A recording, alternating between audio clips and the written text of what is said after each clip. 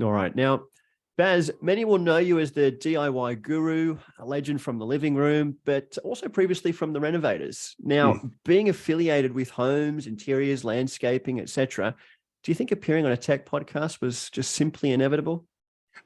That's a great question. It's funny, isn't it?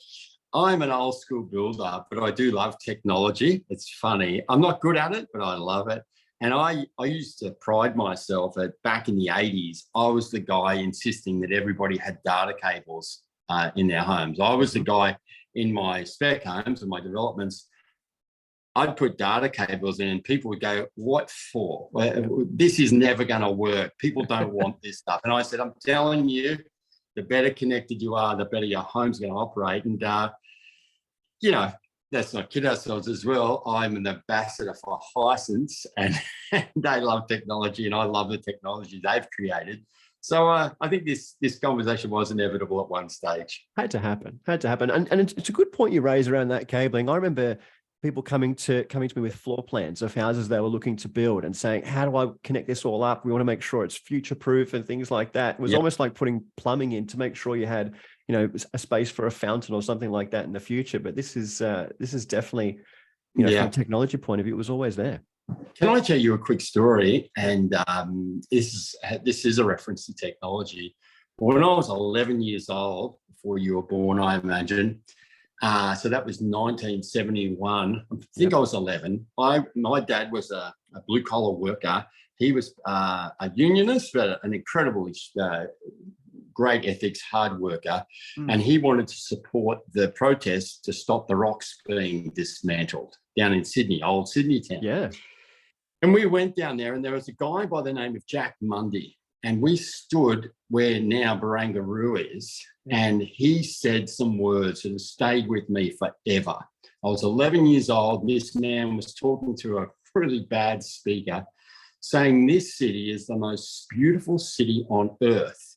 And where we are standing is the most picturesque part of that beautiful city. Yeah. So let's maintain the heritage we have from yesterday, but realise the technology that is coming. And he said, there's going to be a time where you won't have to dial someone's number up. There's going to be a time where you'll be able to see people's faces when you talk to them, and cars will drive themselves. It was in 1971. And it was a very powerful statement. It was an incredibly powerful speech. It stuck with an 11-year-old. Yeah. So I always referred to that with anything I did. Sadly enough, we whacked a casino on that site just recently because Barangaroo, it's a reasonable precinct. But there was an agreement back then that land was not going to be developed until 2040 because he said let's not just build another toaster. Let's not just knock down all our old heritage. Let's wait and create something that's cutting edge, and let's leave it to 2040 to do that. And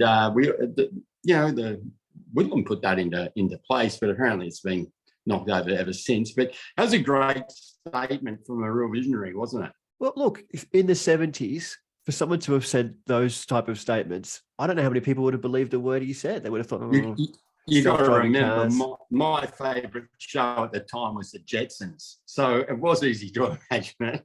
That's true. A lot of people aren't going to know what I'm talking about. No. Everyone knows the Jetsons. And I think most of the time, if I do a radio spot talking about robots, whether it's vacuum cleaners or similar, that's the first reference that comes up is the Jetsons. So if we didn't have that or Star Wars, where would we get our inspiration from for the future? Well, isn't it funny? I mean, one of the houses my brother's building at the moment, it's all that things, automatic vacuum cleaner inside, an automatic robot lawnmower outside. Yep. The sprinklers sense whether it's going to rain or not, and they won't waste the water. Technology in the home is integral these days. Agreed. You'll have to come and see my place, Baz, and visit have a chat to my robots in the yard at the moment doing the mowing. It's fantastic. Now look, our homes in 2023, as we've been talking about, filled with technology. Like it's dominated. We've got smart white goods, TVs that show more content, especially through streaming platforms that, we used to rely on those big rabbit ears before. What are you seeing as some of the biggest trends, for Aussies at the moment in their homes? Well, the trend for life these days is how do we make our life easier? How do we make all this technology make sense? So technology that talks to each other is really important. And in a lot of cases, they don't have to be the same appliances. And actually, you can have now, vacuum cleaners that talk to fridges and fridges that talk to dishwashers, et cetera, et cetera. Yeah. But also just little things like I know with our It Makes Sense program, we've been talking a lot about how the fridge can do an itinerary of what's in there, what's coming to an expiry date, those sorts of things. And that's going to save us money. It's going to save us time, so we can use that time for better things to balance our lives. It's a part of life, and we can, as a lot of the people said back in those days, that's just a trend that ain't going to work. When it's been around for 50 to 60 years, it's now a kind of culture. It's not a trend. Yeah. That's so true. And the way you've been talking about some of these appliances and things like that as well, it makes me think about those who are, renovating or building a new home. We were talking about cabling before. Now you actually need to be factoring in, where would I put the robot vacuum, or how would I have the fridge space differently for the type of new fridge that I would put in? All these considerations we probably didn't have before when doing a laundry, as to where the robot vac might go and things like that. So I think the way we plan our homes is now different too. Very much so. And as a designer, I'm big on a home. Okay, that's a big prospect. But let's break each room down and how the inhabitants are going to use it, how the technology will help them in that room. Yep. All those sorts of things. And they're considerations that may to some sound arduous, but if you break them down into small components, you can see how you can utilize the technology and utilize your home, and how your home and technology becomes part of the culture of family. I know that sounds strange from a guy who struggles with the instructions on a I was going to say a CD player there, but they don't exist anymore. Sorry, but it is. These things, the Wi-Fi, being able to turn Wi-Fi off in certain rooms, be able to turn it on in certain rooms, all those sorts of things, if you consider them, you're going to have a better outcome. And like you said, with what we do at Hisense, so much of the technology, it makes sense because they've considered it for us. It's true. It's true. And I mean, I don't think you were in Vegas this year for CES, but when I was there, you could see a TV from 50 inches to 120 inches without a problem. The Hisense stand would have had a TV for every size room in the home. But as someone who has their finger on the pulse when it comes to homes, designing homes and making sure things fit properly, how do you think somebody should look at a TV for a living room and knowing whether it's the right size or not? Because some will just say bigger is better, but at the same time, the room still needs to look and feel good. It's interesting, when the plasma screens started coming out and the LED started coming out, I did a course on how far away you had to sit from a TV, and it seemed for a while there the TVs were getting too big for the rooms. But again, the technology that's been innovated means that there's no such thing as too big now. Yep. There's no doubt about that. And I was at a Hisense stand only the other day in the city, and there was a 120-inch TV, and you could stand this far away from it. I'm talking less than a meter away from it on an angle and see pristine detail. So who doesn't want that? I think we've got the 75-inch in our house and in the living room, and my wife and the children and myself, to an extent, not as much, are big footy fans. Yeah. And my son, when his team is kicking for a goal, he likes to emulate the kicker. Yeah. And the screen is that big. It's like Bennett is kicking the goal. It's so good. But I will say, I have to come back to my design ethics, and I'll say balance and scale sets the mood of a room every single time.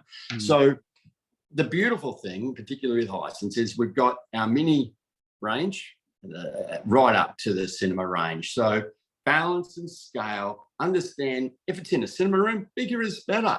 But if it's in the home office, like what I have, and, I don't want it to overcome the office. So we have in our bookcase here, it's just a getaway space for me and Leonie.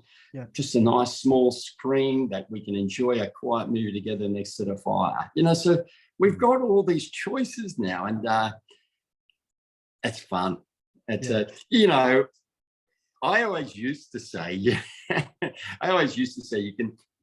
the entry of your home is the place where you can express your personality first and foremost. But it's changed now to that epicenter of a home, the living room. Your TV says who you are. So true.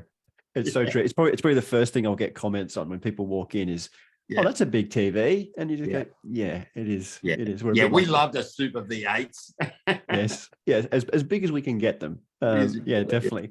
And look, and in some ways that the TV is probably becoming the hub of the home in a lot of ways. You know, it's starting to connect to appliances. You know, you can see your security cameras on your TV, who's at the front door, and all these things have become connected, and it can be pretty overwhelming and confusing for some people to manage it. I've certainly had a fair share of conversations with people about that.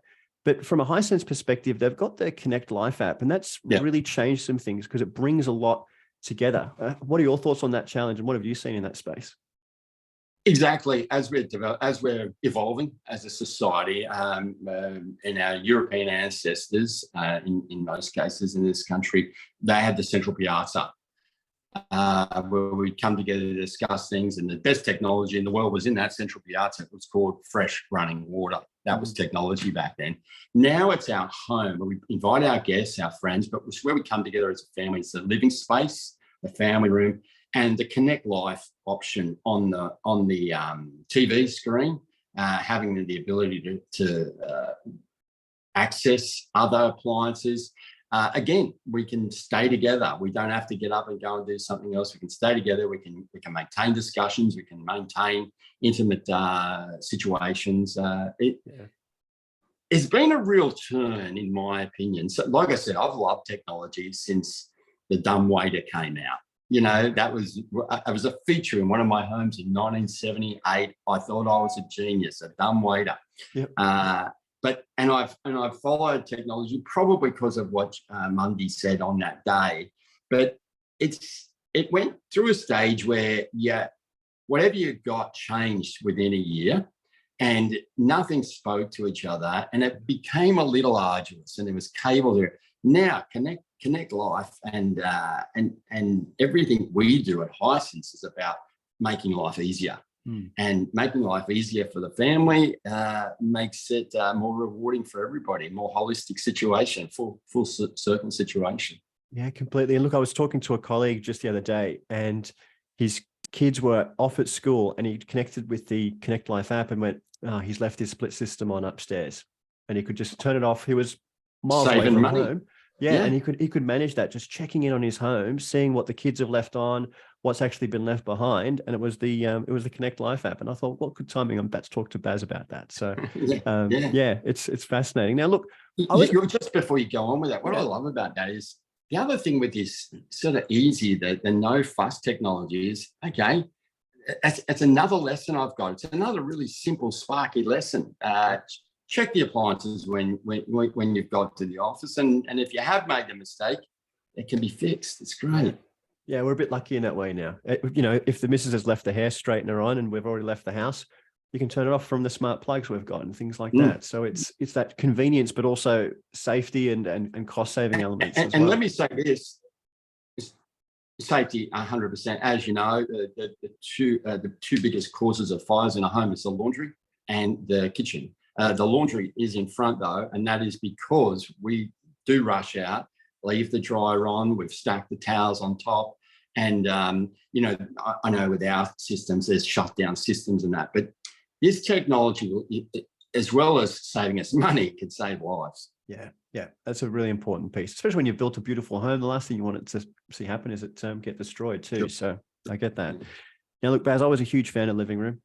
Hot or Not was one of the favorite segments that I used to catch. You know, it was one of those parts that I couldn't miss. Maybe I could miss a couple of other segments with some of the others, maybe. But Hot or Not, you couldn't. Who cares about pets? Honestly, I don't know. I don't want to say. Who knows who my next guest will be? I can't badmouth anybody. You know, but you had some cracker gadgets on the show. I remember a jar opener that you had. There was an electric skateboard that you rode offset and came back. You know, and the list goes on. First of all, how on earth did you find some of these products? Even me in the gadget space, I was surprised watching some of them. It's interesting. I mean, It was a tug of war, the old hot or not. There's no doubt about it. We had a team working on hot or not. I mean, producers were so thrilled to show us what they'd found on some Japanese website. Yeah. And that one was one of my favorites ever. It was to stop you eating the jelly beans. So when you tried to get into the jar at a certain time, if you tried to get your sweets after hours, you'd get an electric shock. Yeah. And that was hilarious. I'm a big believer in the electric skateboard. I have the Evolve electric skateboard, and I've travelled 10 kilometres to go to a meeting on that thing, really?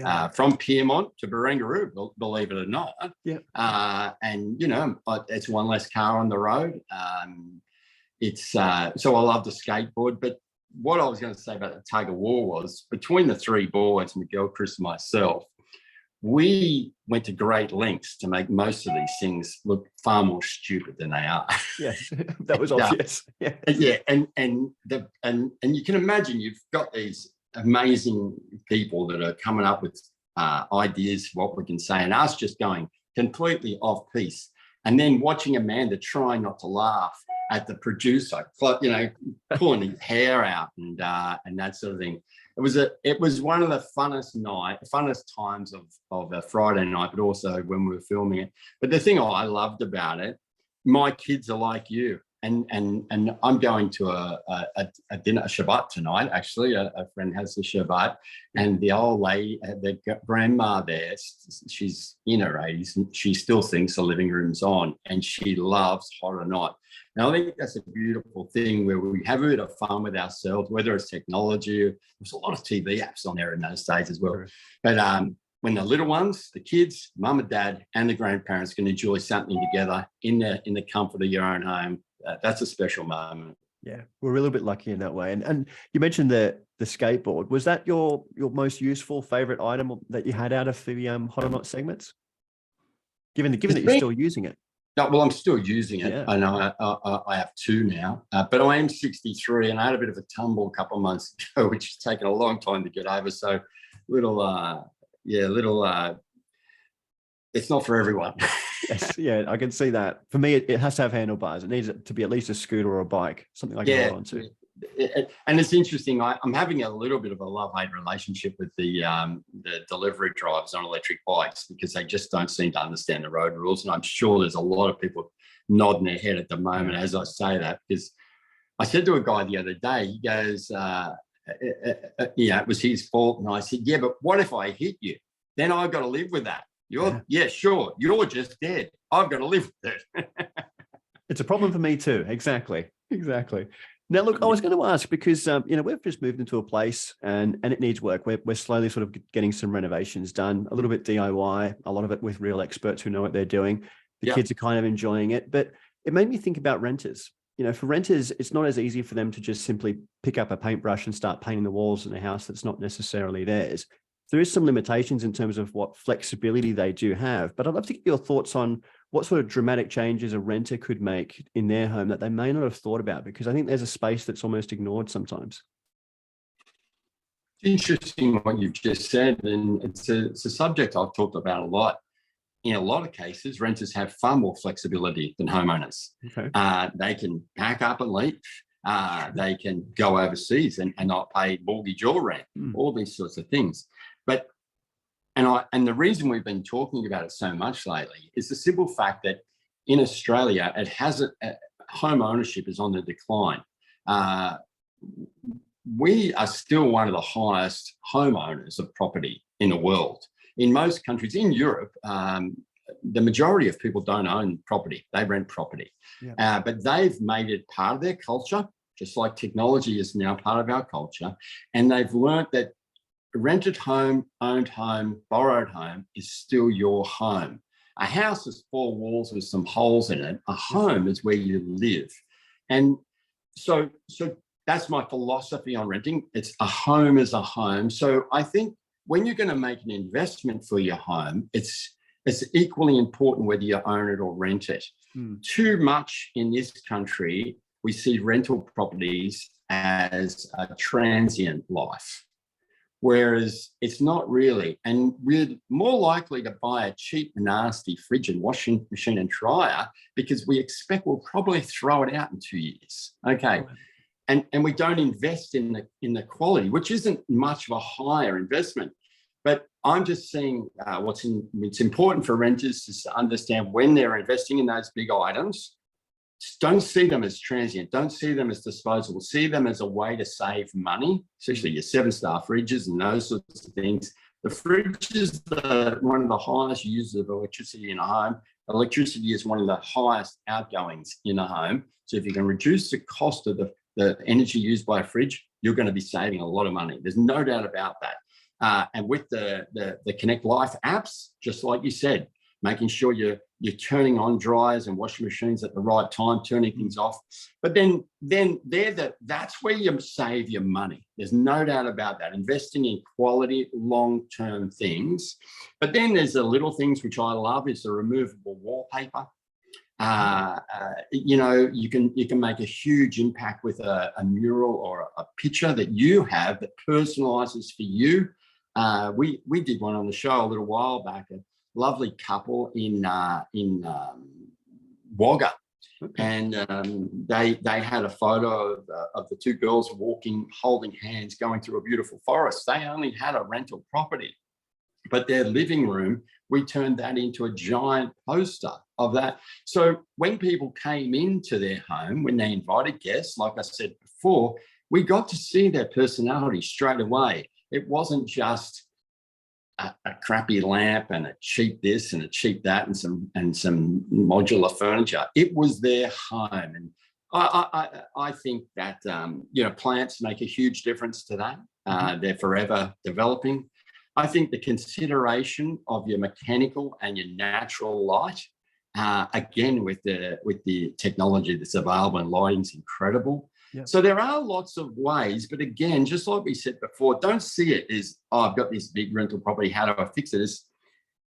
Break anything big up into little pieces. What do we want to create in the living room? We want to express our personality. What do we want to create in the bedroom? Maybe privacy, maybe intimacy, maybe solitude.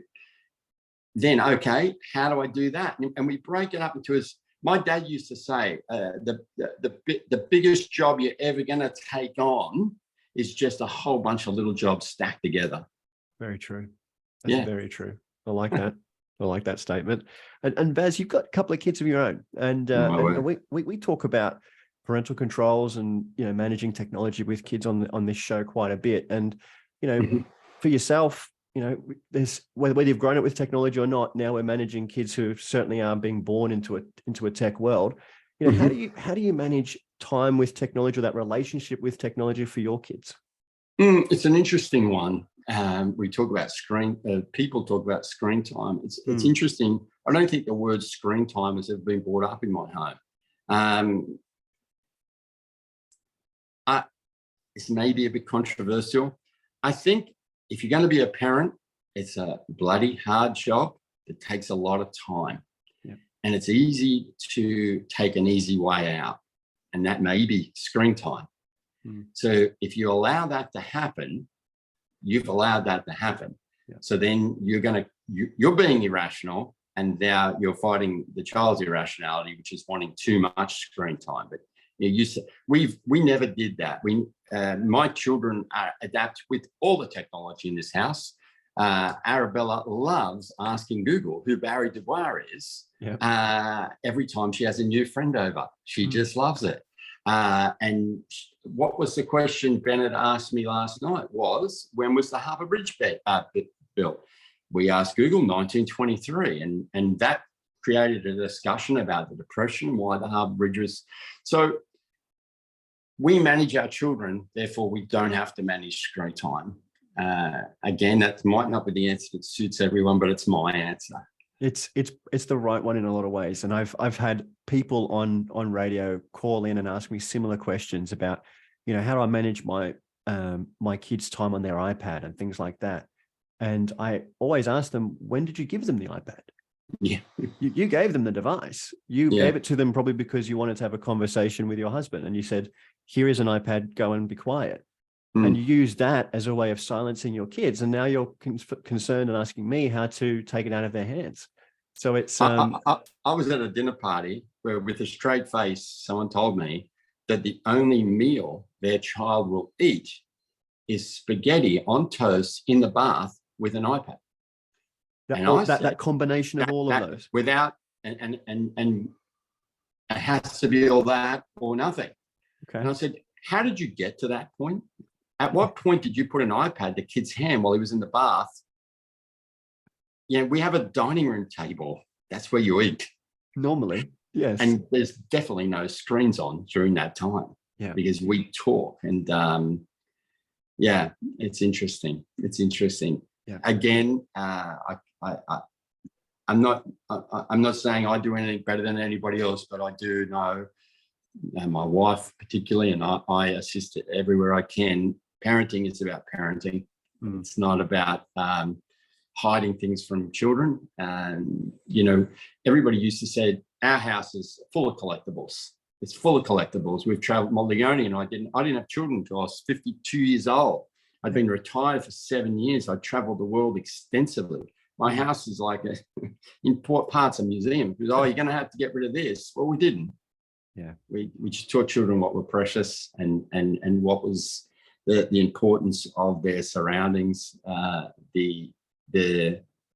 That's enough. I don't want to be lecturing people on how to raise children. But, no, I get it. And it was funny. I had a similar comment. We used to have white bean bags, and before we had kids, people said, you got to get rid of that. That's going to get destroyed. We still have very clean white bean bags.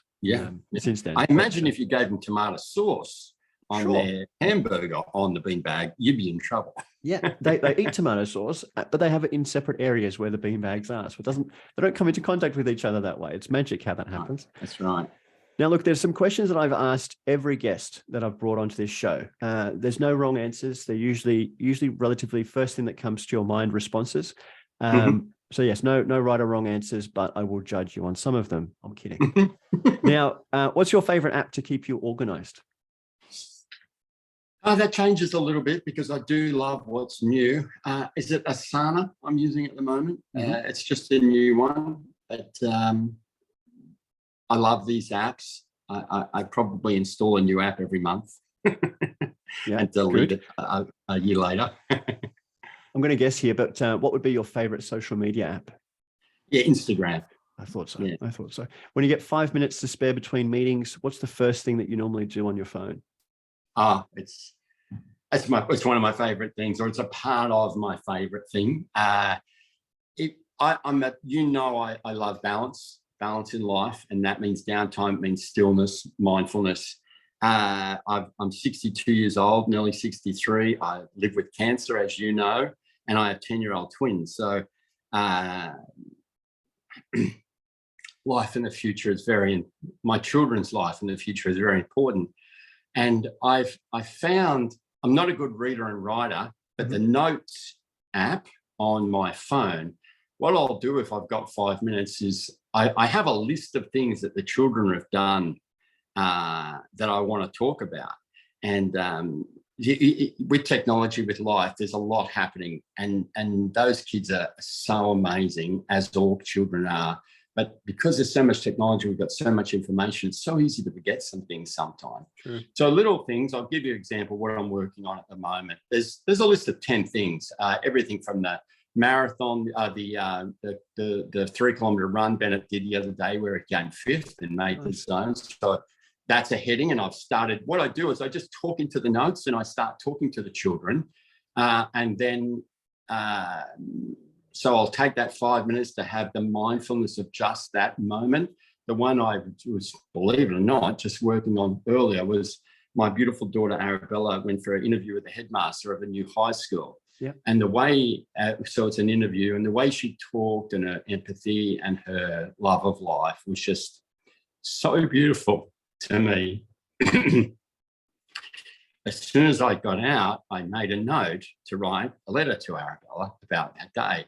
So I travel a lot with Hyacinth, with the speaking tour I do and all those sorts of things. So when I get to the hotel where I have a lot of time and don't want to be on the screen at 10 o'clock at night, I'll then write a handwritten letter from the notes I've taken and send it from wherever I am back to my children.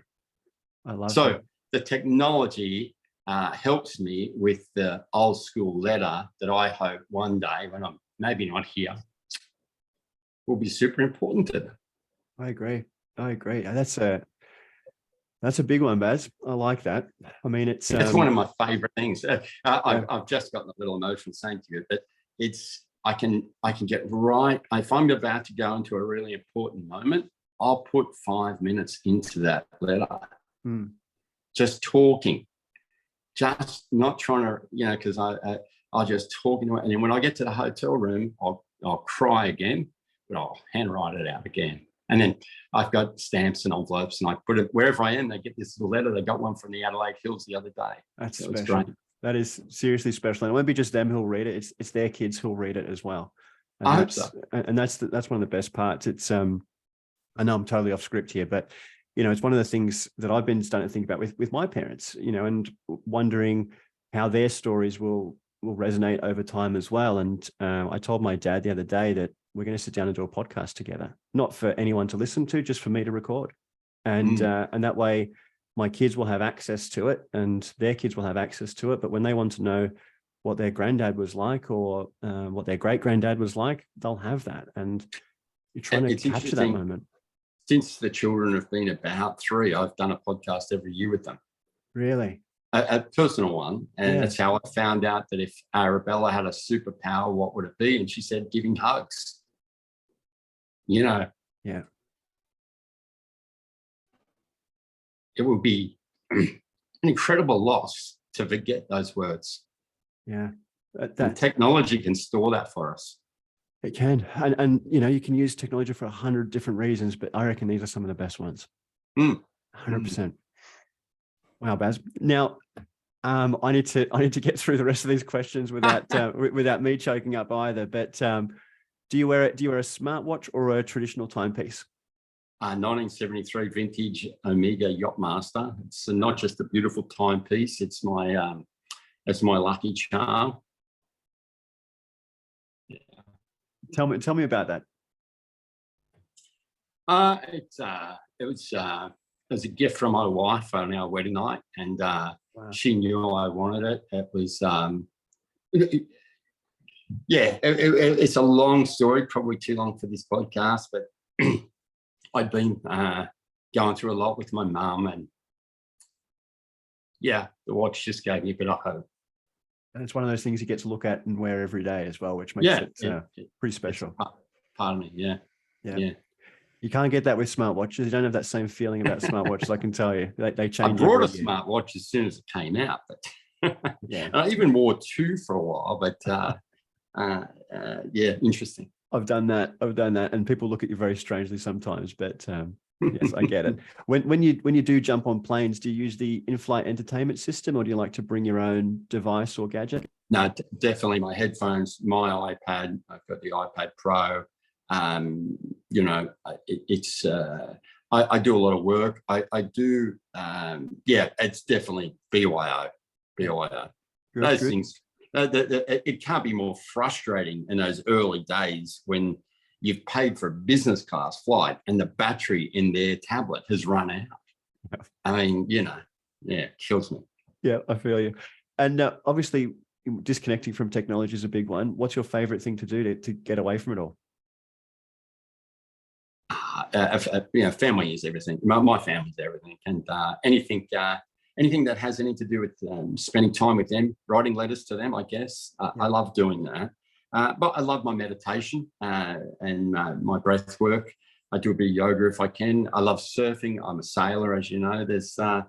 I love everything. I love everything. And but it's interesting. Someone said to me the other day, I haven't seen in the water for a long while, surfing, because I live here at Bondi Beach. And since the kids are born, I just don't want to spend an hour away from them.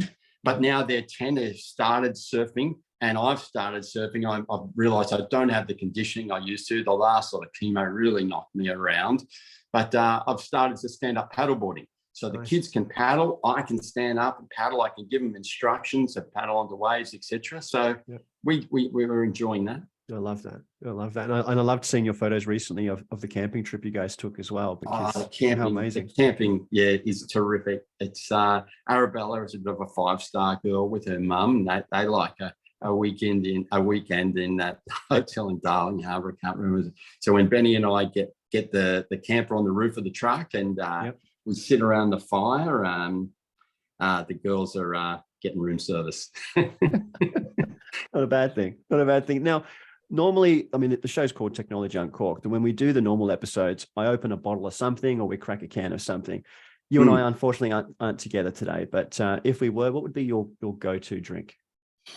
Water. But I'm a social drinker. I've had a few. I used to love a drink when I was a builder and tradies and beers every Friday for sure. And I drunk copious amounts of alcohol, I'm sure. But these days, with my health the way it is, I realise that there's 37 trillion cells make up our body, and when you're living with a situation where some of those cells are mutating into something that's not real good, and your immune system can't keep up with it, I will drink in most cases whatever's the best for my holistic well-being. Yeah. In saying that, I think it's next Thursday night where I have my monthly catch up with the boys.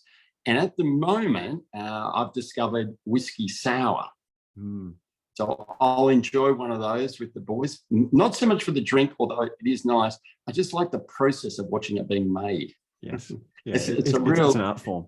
And I was in Adelaide the other day and I had some gin, which my wife enjoys gin. My wife enjoys red wine as well. Yep. And so do I occasionally. But I had some really beautiful gins at a gin tasting, which was nice. Yeah, it's become very popular now. The whole it has, it has. Now, look, for people who haven't been able to keep up with you, who have seen you, depart from the living room, and for that to end, talk to me about what else you're working on, because you are still keeping very busy. I mean, you say that you're 60, but I find that hard to believe in itself. But you've got a bunch of other engagements and relationships going on. Talk to me a little bit about what's keeping you busy.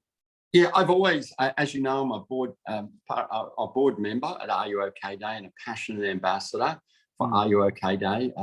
It's a suicide prevention charity. I'm also ambassador for the Leukemia Foundation, which is, I have a blood cancer.